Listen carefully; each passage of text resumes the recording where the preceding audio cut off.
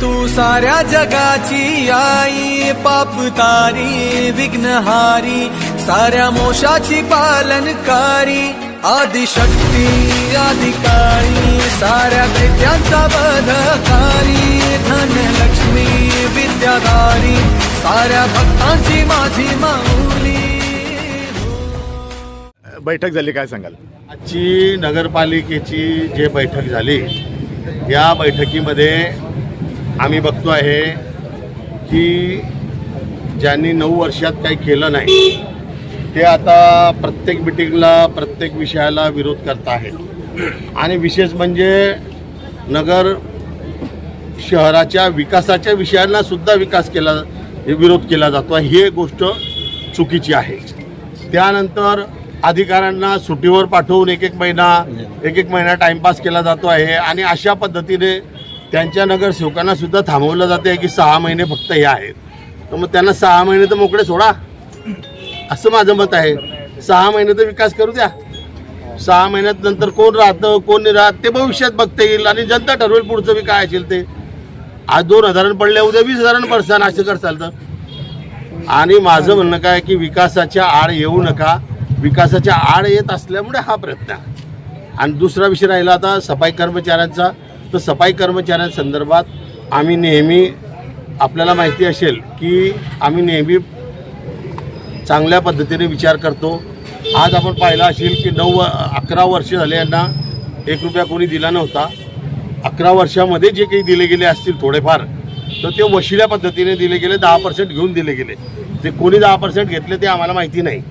पण क्लिअर सांगतो की 2011 ते 22चा बॅकलॉग आम्ही भरून काढला. आणि 22चा बॅकलॉग भरून काढत असताना काही लोक येतात, काही व्यक्तींना उचकवतात सुद्धा. पण माझी सुद्धा सफाई कर्मचाऱ्यांना आणि सर्वांना विनंती आहे की उचकवणाऱ्या लोकांच्या नांदी लागू नका. त्यांना हे धंदे करायचे त्यांना करू द्या. त्याच्याबद्दल आमचं काही हे नाही, कारण लोकशाही आहे. लोकशाहीमध्ये असे धंदे चालतात. पण त्याला माझं म्हणणं आहे की लोकशाहीमध्ये चांगल्या पद्धतीचा विकास करा, चांगल्या पद्धतीचं काम करा आणि सफाई कर्मचाऱ्यांच्या मदतीसाठी काय होईल ते करा. आता मी आपल्याला सांगतो की आजच्या मिटिंगला आम्ही सर्व विषय चांगले ठेवले होते. या ठिकाणी विरोध नेहमी आणि चुकीच्या पद्धतीने नगराध्यक्षाच्या अंगावर जाणं, तिथे समोर जबरदस्ती हे पत्र घेण्यास पडेल. घेणं नाही घेणं, आता तुम्हाला जे द्यायचं आहे ते नियम असा आहे की त्यांनी डिस्पॅचमध्ये द्यायचं आहे आणि डिस्पॅचमधून रिपोर्टसहित अध्यक्षाकडे यायला पाहिजे, हा नियम आहे. तर ते तिथे जबरदस्ती द्यायला बघतात आणि त्याच्यानंतर नगराध्यक्षाच्या महिलेच्या अंगावर येणं हे चुकीचं आहे. आणि आजपर्यंत सुद्धा आता मला सांगा 3 महिने झाले तरीसुद्धा बरं रडगाणं बंद होत नाही आहे. 3 महिने झाले. आता बायको हारली म्हणून त्रास द्यायचा लोकांना हे योग्य नाही आहे. आणि या गरीब लोकांना द्यायला तर आम्ही तयारच होतो. आज 11 वर्षाचा बॅकलॉग भरला, 2022पर्यंत राहिला. आता 4 वर्षाचा बॅकलॉग.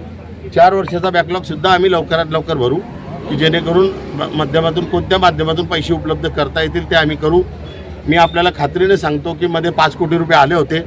पण ते 5 कोटी रुपये जे सफाई कर्मचाऱ्यांना द्यायला पाहिजे होते ते जर दिले असते तर हे आज परिस्थिती आली नसती. पण ते कचऱ्याचा टेंडरवाला कोण आहे त्याला दिलं. तो कचऱ्याचा टेंडर कोण आहे हे माहिती आहे तुम्हाला, मला काही सांगायची गरज नाही. आता ते मोठे माणसं आहे किराण्यावाले, मला काय आयडिया आहे, सांगायची गरज नाही कारण. पण मी स्पष्ट बोलतो की ते 5 कोटी जर या गरिबांना दिले असते तर आज ही वेळ आली नसती. पण आम्ही एकाही व्यक्तीला कमी पडू देणार नाही. त्यांच्या ज्या अडीअडचणी असतील त्या सोडू. आणि पगारसुद्धा आम्ही नगराध्यक्षांनी त्यांना सांगितलं की पगारसुद्धा येणाऱ्या महिन्यामध्ये 7 तारखेच्या आत पगार झाले पाहिजे असं आम्ही त्या ठिकाणी सांगितलेलं आहे. आणि राहिलेले पैसेसुद्धा आम्ही असे तुटत कोणी आला म्हणून वशिला घेऊन तर त्याला देणार असं आमचं नाही आहे. आता 2023चा बॅकलॉग भरू तर पुरेचे 23चे, 24चा भरू तर पुरे 24चे. जसे पैसे येतील तसे आम्ही त्याच्यासाठी देऊ. आणि आम्ही बाकीच्या लोकांसारखे कर्मचाऱ्यांचा पैसा आम्ही इकडे तिकडे फालतूक वापरणार नाही. आणि एवढंच नाही तर मी सांगतो, आजची सभा यांनी हे करायचा जो प्रयत्न केला आहे, म्हणजे मागच्या सभेत सुद्धा विरोध केला आहे बाकीच्या विषयांना, विकासाला सुद्धा, बाकीच्या गोष्टींना. आणि आजची सभासुद्धा यांना उधळायची होती. आणि आजची सभा उधळायची का होती, तर हिच्यात 500 पोरांना काम भेटणार होतं. ते 500 पोरांना काम आमच्या हातून भेटणं यांना सहन होत नाही आहे, हे खरी गोष्ट आहे. आणि दुसरा विषय याच्यामध्ये मी ना आता एक पत्र दिलेलं आहे की प्रशासकीय काळामध्ये जो भ्रष्टाचार झालेला आहे, जे ठराव झालेले आहे आणि जे बोगस पैसे काढले गेले आहे, या सर्वांचा याच्यामध्ये माहिती घेऊन कडक कारवाई करावी. आज नगराध्यक्षांना मी तशी विनंती केलेली आहे. त्यामध्ये थर्ड पार्टी ऑडिटचं आम्ही मागणी केलेली आहे. ते थर्ड पार्टी ऑडिट करून त्याच्या व्यतिरिक्त एक महत्त्वाचा मुद्दा सापडलेला आहे की 4 वर्षामध्ये जो ॲलम पुरवला गेला आहे, तो ॲलम कोणी पुरवला गेला हे पुऱ्या भुसावळ शहराला माहिती आहे, जनतेलाही माहिती आहे, कार्यकर्त्यांना सुद्धा माहिती आहे की ॲलम पुरवणारा कोण. जसं एक सांगतो आपल्याला की जशी बिहारमध्ये एक चोरी झाली होती कशाची, चाऱ्याची, तो जो विषय घडला होता तो होता लालूचा, तो विषय लालूचा होता. इथला ॲलम चोरीचा विषय कालूचा आहे.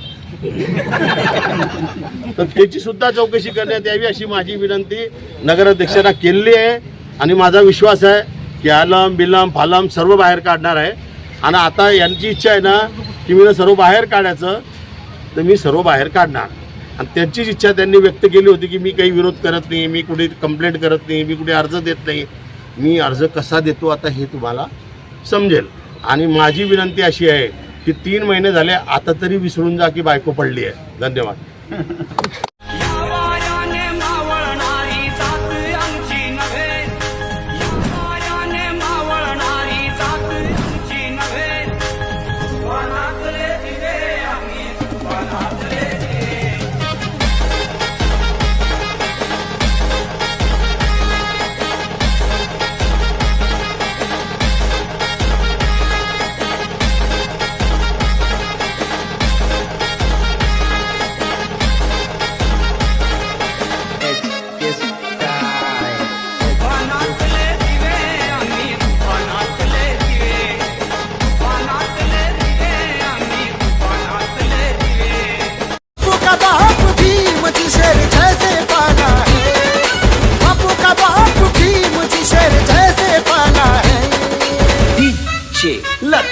शेर जैसे पाला है ये बंदा जय भीम वाला, शेर जैसे पाला है ये बंदा जय भीम वाला है. शेर की दहाड़ जैसे जंगल में गूंजती है बेटा ये भीम का जो लगते जिगर पट्टी है, हाथों में पावर ये नीला सा टावर, समझ के बंदे ना किसका है डर. लाखों में आते हैं लाखों में जाते हैं, भीम का ये बंदा अकेले आता है. ब्लैक कार ब्लैक सूट आज जिसकी मेहरबानी, नाम उनका भीमराव अंबेडकर है.